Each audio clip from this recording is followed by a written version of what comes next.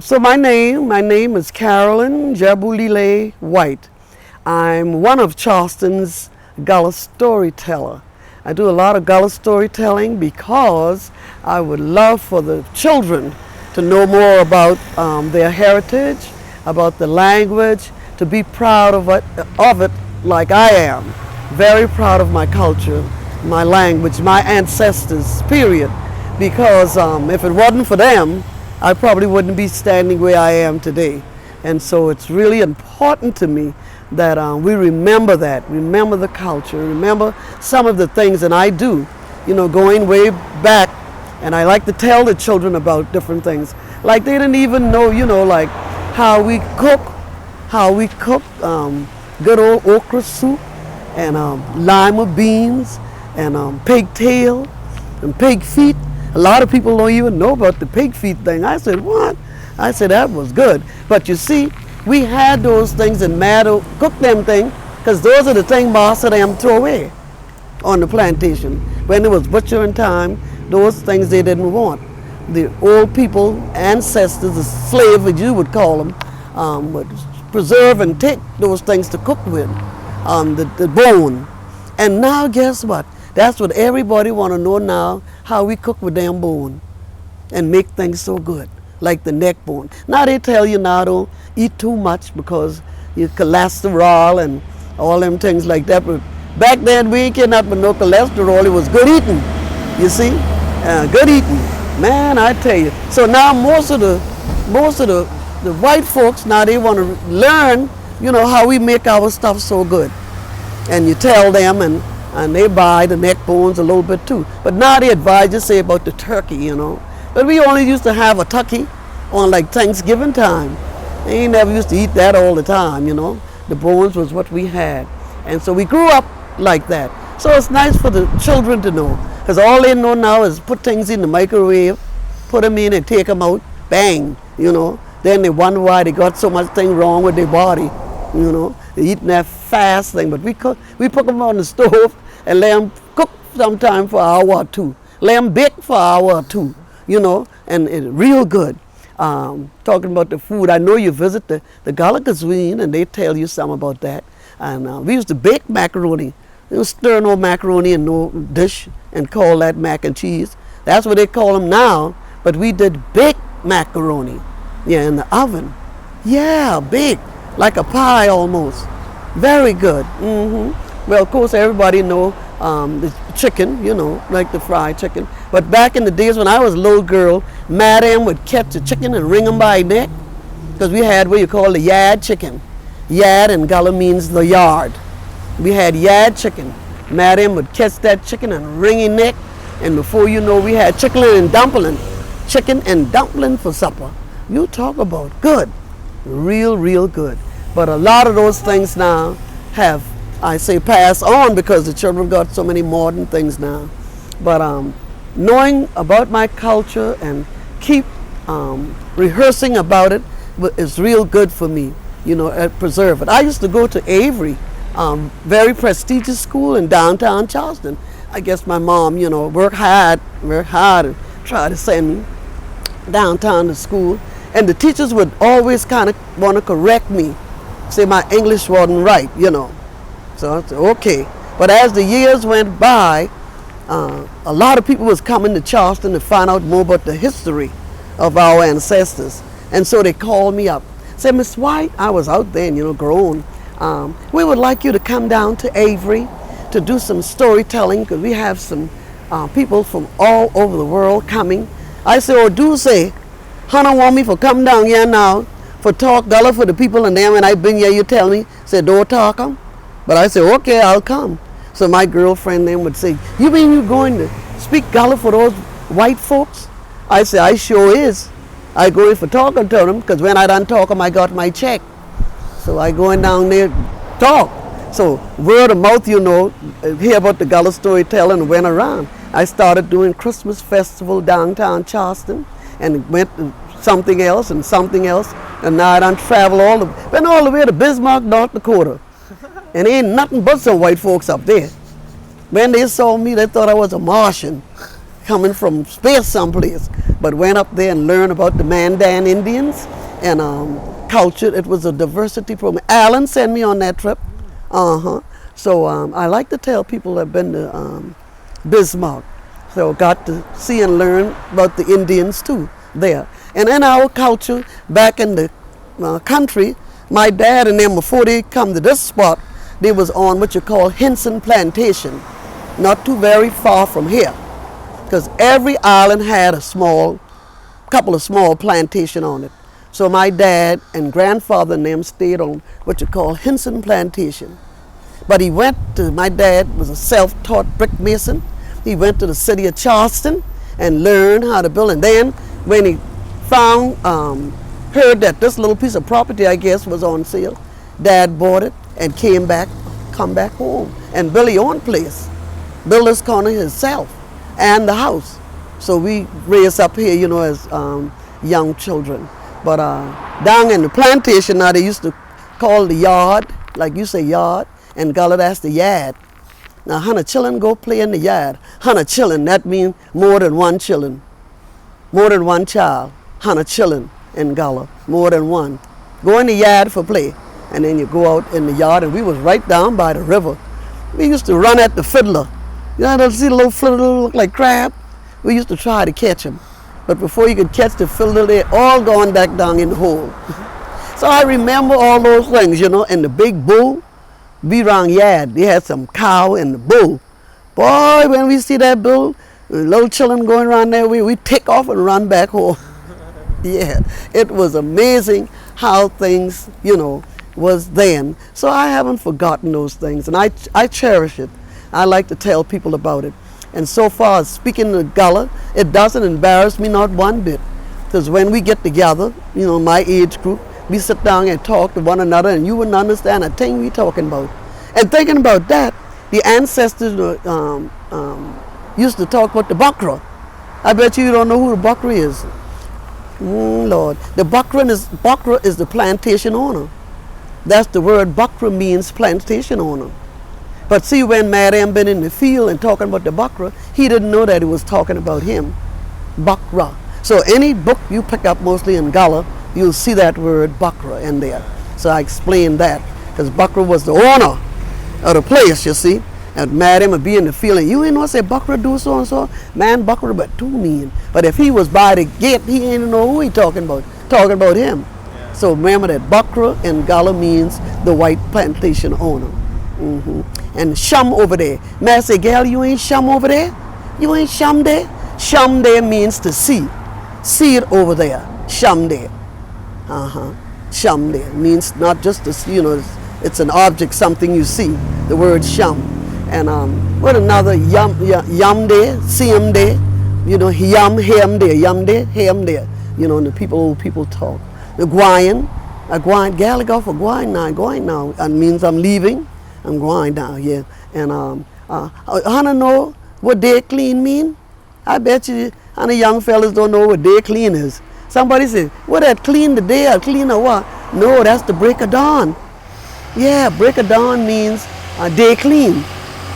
So yeah, Pastor, come on now, get ready, go into the field because they almost day clean. Yeah, so Mass say, get up in the morning, gotta fix me grits because it's almost day clean. Come on, gal, now. We got to go in the field now because he almost day clean. Oh, come on, boy, now. Get ready now because he almost day clean. And we make it love. When I go to entertain the people, I sing the song Day Clean. And I have them to back it up, say, Day Clean. So then when I'm finished, I say, now when is day clean? Then some will guess, oh, that's in the morning. But that's the Gullah word for early in the morning, day clean. Someday day clean. So coming up on these islands was, as children, was all right. Because you learn a lot. You learn how to be self-sufficient. Because the old people used to plant their own garden, and they never thought about going to buy no Piggly Wiggly to buy no potato. We call them ice potato. You know what ice potato is? That's a white potato. An Irish potato. Ice potato. Come on now, we got to go in the field to pick up the ice potato. Yes, Lord. So enough of things how to learn. So I hope this course go good for you. you know, and since you're doing a very interesting thing, because everybody should be proud of a history, of their culture. Everybody else, you know, want it to be known, so why not us? So I say, well, as long as I live, I'm going to talk about it and tell it. And that's why I'm in the process now of this very corner to make a Gullah Cultural Center and a small maybe deli or a little cafe that when the visitors come, they could see, you know, what was going on. I can tell them the story, have a place to tell them. So I don't have to go out no more. I let them come to me, you know, and tell the story, and I think it's going to be real good. And that way I'm preserving my father's and mom's place, you know, and God will help me to do the very best I can and invite others to come too. School children, college children. I've helped many young people doing their thesis. They want to know about the Gullah, so they come to Ms. White, would you help me and tell me? And I said, okay, we'll do it, and if this helps you, sure enough, they'll learn a little bit more about it. But the clothing that we wore, a lot of people could tell when you was from the country because your things was colorful. Madam used to make clothes out of rice sack and grit sack, color, you know, don't throw away nothing. You make that. So now every time I performed, I do an African attire because of my ancestors. Yeah, very well done. Many years ago now, I kind of adopted a young lady. She was from Nigeria, and helped her to go to school. And so a lot of my costumes and things that I wear, she has made them for me. And so I really learned a lot. Yeah. You wanted me to tell you about this? Oh, let me tell you about, I hear say Hannah got Gullah Bible. I want to read one for you. I want to tell Hannah the one about Jesus charged the wind and the water for stand still. And it's a scripture from the Bible, Luke 8:22 here in the Gullah Bible. And it goes something like this. One day Jesus tell his disciple them, say, get inside the boat and let we go across to the other side of the lake. So them get inside the boat and them start for cast off. Whilst them been a sail, say Jesus dropped fast asleep in the bow of the boat. Just then a big wind come up over that lake, so he almost make the boat sink, and them been in a fix. Them disciples them got so scared, they said we better wake Jesus up before we drown out here. So them holler out, Master, Master, we all go get drowned, wake up, wake up. This then Jesus wake up. He stand in the bow of the boat, he hold him hand up so him buke the wind, and the wind stopped blow. He looked down in the water, and all the water going down. He tell him for stand still. That big wind stopped blow just then, and the swelling water gone down. Everything calm right down. Well, them disciples them say, I wonder who this man here is. How come, who he is? Jesus asked them, say, how come Hannah ain't got ain't got no faith in me? Them been astonished and them been scared. Them asked one another, say, who this man here? Who this man here? He the charge, even the wind and the water. Say, tell him what for do, and he do him. Amen, amen. So that man must be Jesus that we talk about, you know. And I always tell the young people, some trouble go come up in life, and the old people used to say that's water. When you dream about the water, trouble come up in your life. When the wind blow, dream about wind blowing, you could be kind of, ain't know which way for turn to go. Because our ancestors could interpret dream now. You go with them with a dream and say, if you dream about, you see any fish? Well, you ask the girls, you see any fish? And if they say, yeah, the old people say, oh, gal, say, you pregnant. When you dream about the fish. Yeah. When you're a little girl, you're a legal. That was the word. And when you grow up now, you're a woman. You're a woman, big woman now. Woman. Done coming to womanhood. So many of them would teach you those things, and it's just very interesting what we learn, what we hear, and what we do. And it pays respect, like I told you, every June 2nd Saturday in June we go to pay homage, especially those ancestors that didn't make it. And we do a remembrance service. We talk about them. Then we gather fruits and flowers.